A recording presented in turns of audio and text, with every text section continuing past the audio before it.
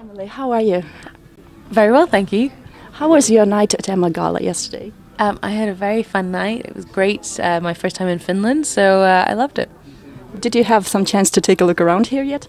No, all I've seen is snow and the airport and the hotel, unfortunately. Could you introduce yourself to our viewers that haven't heard of you before? Yes, well, hello, I'm Emeli Sandé. I'm a new singer from the UK, and I guess you could describe my music as quite soulful. You studied medicine and neuroscience. How do you get from there to becoming a singer? I mean, I've always wanted to be a musician since I was very young, so I started singing when I was a kid, but I loved school at the same time, so I've always had these two worlds kind of running parallel, but I guess it came to a point where I had to choose one, and I chose medicine. Music. Apparently, I think you've chosen both. Yeah. So, on Wikipedia, it says that you wrote your first song at the age of 11 years old. Is that true? Yeah, I think it might have even been earlier than that. I think I was about 8 when I wrote it. But I don't know if it was any good, but I've been kind of learning. I just love songwriting, and, I think I love learning that craft. I think it's a great way to express yourself. So what was your first song about at such an early age? I think it was a very serious song about the world changing and how it was something very serious. I think I was young, but I was very ambitious in what I wanted to write about. Can you tell a few words about your writing process? What comes first? Is it the music? Is it the lyrics? Do you jam or...? Usually it's the concept. I love a good concept, and then I have that, and then I have ideas about verses, and then it all just forms together. So since you're into conceptual music, is the upcoming album, Our Vision of Events, a conceptual album? The album isn't conceptual. There isn't a kind of one concept that goes through the whole thing, but the songs are definitely written in that way.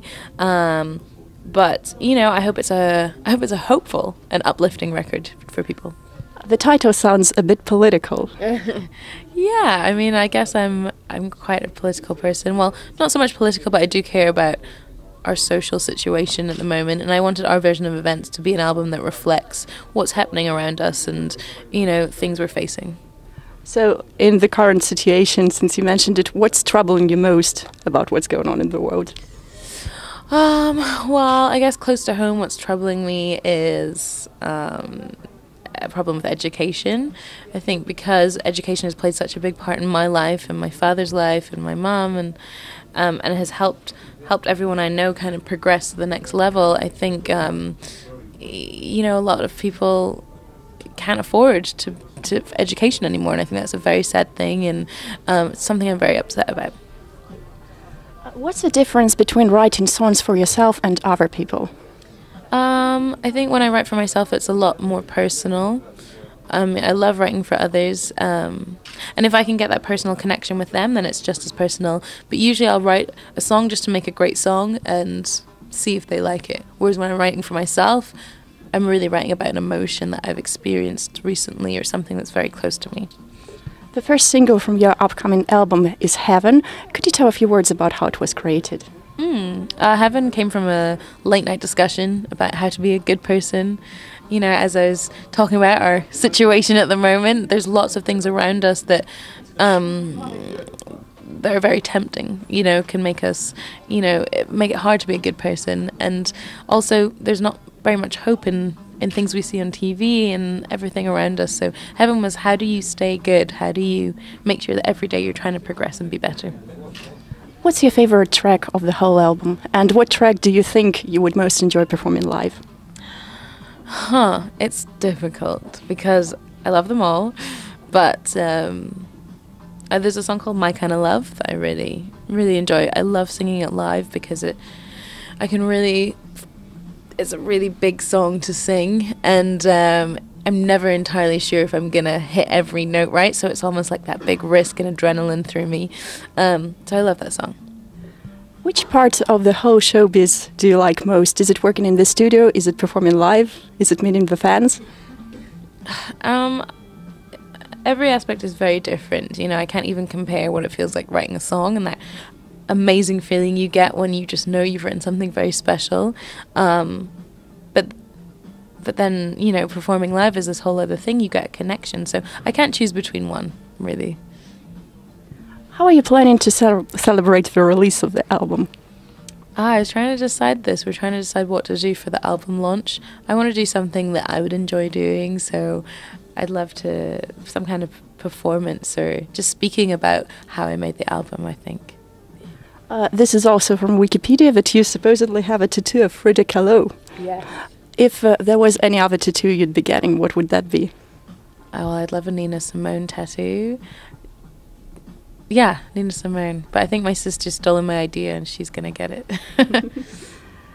Are you now entirely concentrating on your solo career, or are you still planning on collaborating with other people and writing more songs for other performers? I think right now the focus is on my album and, you know, doing the best I can with that. But I'd love to continue writing. I love writing with other people, especially musicians I respect and admire. So I'd love to continue writing when I have the time. I have heard that there might be a collaboration with Diane Warren going on for you. Could you tell a few words about this? Yes, I'm a big fan of Diane Warren, and you know, she's an incredible songwriter. When I was writing, I always thought I want to be a writer like Diane Warren. So she rang me up last week, and I spoke to her, and yeah, we're going to be doing some writing together. You're mostly touring the UK right now, but what are your plans about Europe and Finland specifically? Yeah, well, there's a European tour coming up. I don't know if we're coming to Finland, but I'm going to be back here in the summer doing some festivals. So I'm very much looking forward to that. Any hint on what festivals those might be? None of them have been confirmed yet, but I definitely know I'll be here. What are your overall future plans? I guess this year is full of promotion, but where do you see yourself by the end of 2012? Well, I hope people will have liked the album. I hope it would have been successful. I hope I can establish myself as an artist. I think that's the main thing for me, that, you know, I'm really solid in the industry and people know who I am. Yeah. How has life changed for you now that you're beginning to get recognition? I get more free stuff, which is good. And, I don't know. Just very busy. I mean, the whole pace of my life has just increased a lot. If you could be anyone for one day, what would you want to be and what would you do? If I could be anybody, yes, I'd love to be a concert pianist. I think that would be great for the day. Maybe just do a big show at, you know, Wigmore Hall. That would be fun. What song do you have as a ringtone on your cell phone right now? I have Nina Simone, My Baby Just Cares For Me. Who, in your opinion, is one of the best uprising artists at the moment? Best uprising artist? I would say, Frank Ocean. He's fantastic. What gig is the best one you've seen this year or last year?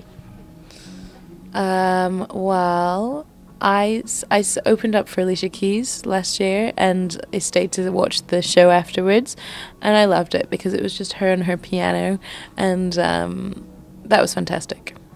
And the last question, what is your life's motto, and what advice would you want to give to any uprising artist?